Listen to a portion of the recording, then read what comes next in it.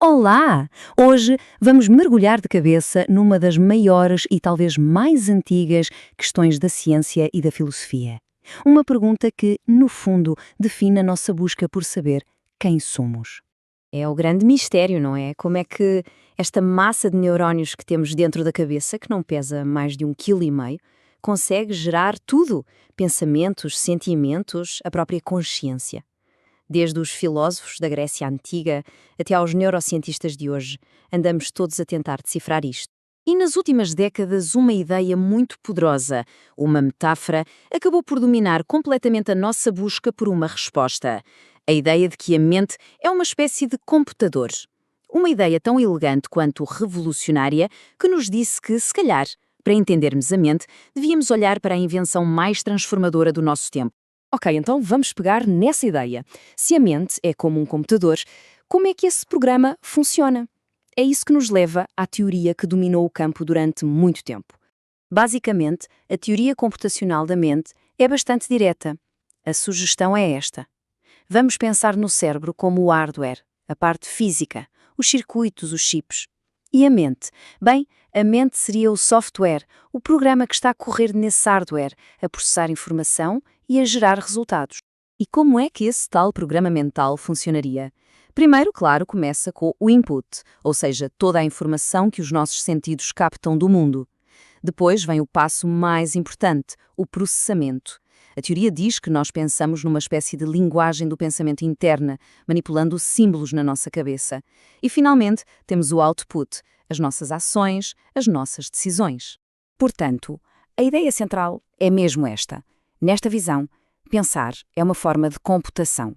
Lembrar, planear, decidir, tudo se resume a pegar em símbolos internos e manipulá-los de acordo com um conjunto de regras, quase como uma calculadora soma números. Simples, certo? E esta é uma teoria super poderosa. Deu um impulso gigante à inteligência artificial durante décadas. Mas, como muitos críticos começaram a apontar, se calhar não conta a história toda. Vamos ver algumas das fissuras neste modelo tão arrumado. Ok, olhem bem para esta imagem. É um clássico. A pergunta é simples. Qual das duas linhas horizontais parece mais longa? Para quase toda a gente, a de cima parece visivelmente maior. Mas aqui é que a coisa fica interessante. Mesmo que alguém pegue numa régua, meça as linhas à nossa frente e nos prove que são exatamente do mesmo tamanho, a ilusão continua. A gente sabe que são iguais, mas continua a vê-las como diferentes. Isto mostra algo a que os cientistas chamam encapsulamento informacional. O nosso conhecimento consciente não consegue entrar e corrigir certas partes do sistema. Ao contrário de um programa de computador, a nossa mente não parece ser assim um sistema tão integrado. E isto é só a ponta do iceberg. Os críticos apontam para várias áreas onde o modelo de computador parece falhar redondamente. E o corpo? E as emoções? E o mundo à nossa volta? E a consciência? A experiência de ser quem se é? E as outras pessoas? Será que tudo isto pode ser reduzido a processamento de símbolos? Parece que não. Pois, todas estas objeções abriram a porta a uma visão completamente diferente, uma alternativa fascinante que nos afasta da metáfora do computador e nos aproxima de algo bem mais familiar, o nosso corpo vivo que age no mundo. E aqui está o grande contraste. A visão computacional, no fundo, vê a mente como um espectador que cria um mapa interno do mundo. Já a visão corporificada, ou inativa, vê a mente como um ator. O pensamento não é algo que acontece antes de agirmos. Pensar é, em si, uma forma de agir. E esta é a grande mudança de paradigma.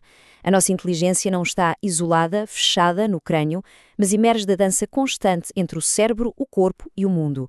O nosso corpo não é só um táxi para o cérebro, ele é parte do próprio processo de pensar.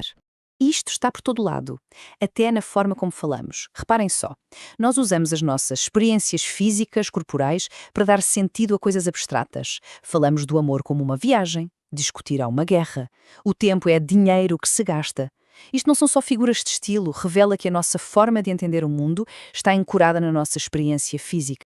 O exemplo do sapo é perfeito para isto. Pensem num sapo. Ele não está ali a processar a imagem de uma mosca, a identificá-la numa base de dados e depois a decidir atacar. Não. O sistema visual do sapo está diretamente ligado à ação. Ele vê o mundo em termos de que pode fazer. Aquela coisa pequena, escura e em movimento é percebida como comida. Percepção e ação são uma e a mesma coisa. Ok, então temos estas duas grandes ideias, a mente como computador ou a mente como corpo pensante. Onde é que este debate nos deixa?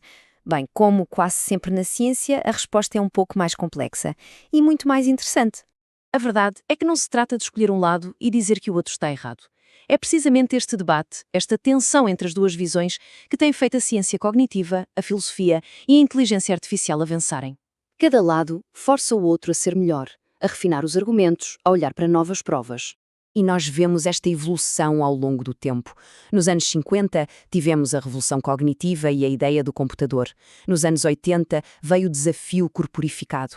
E mais recentemente, o boom do deep learning, que se inspira na estrutura das redes de neurónios do cérebro, adicionou uma nova camada fascinante a tudo isto. De repente, temos modelos que aprendem com a experiência, de uma forma que parece mais biologia do que programação clássica. O debate continua, mais vivo que nunca. E isto leva-nos a uma última pergunta, para ficarmos a pensar.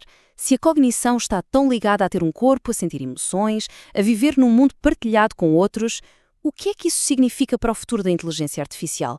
O que será que, no fundo, talvez nunca possa ser replicado? É uma questão que nos força a pensar não só sobre as máquinas que estamos a construir, mas sobre a natureza daquilo que nós somos.